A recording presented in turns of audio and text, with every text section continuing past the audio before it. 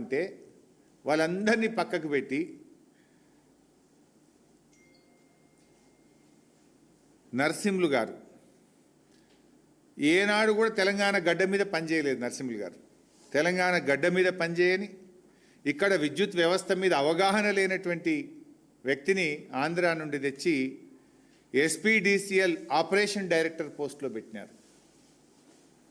ఇది ఎవరి కోసం పెట్టినట్టు? ఎవరు చెప్తే పెట్టినట్టు? ఇది తెలంగాణ జాతి ఆత్మగౌరవాన్ని దెబ్బతీయడం కాదా? తెలంగాణలో 5-6 దళిత రిటైర్డ్ అనుభవజ్ఞులైన చీఫ్ ఇంజనీర్లు ఉన్నారు కదా, మరి వాళ్ళు ఎవరు మీకు మంచిగా అనిపిస్తలేదా? ఓన్లీ ఆంధ్ర వాళ్ళే మంచిగా అనిపిస్తారా మీకు? అట్లే ఇంక చాలా ఉన్నారు. ఒకటి రెండు చెప్తేగా, REDCO an important organization, renewable energy.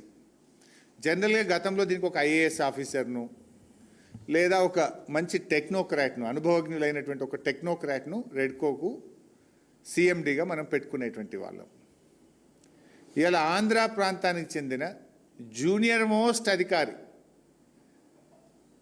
అంటే జూనియర్ మోస్ట్ డివిజనల్ ఇంజనీర్గా ఉన్నటువంటి వావిలాల అనిల గారిని తెచ్చి రెడ్కో సిఎండి పోస్ట్ అప్పగైపోయింది. ఇక తెలంగాణలో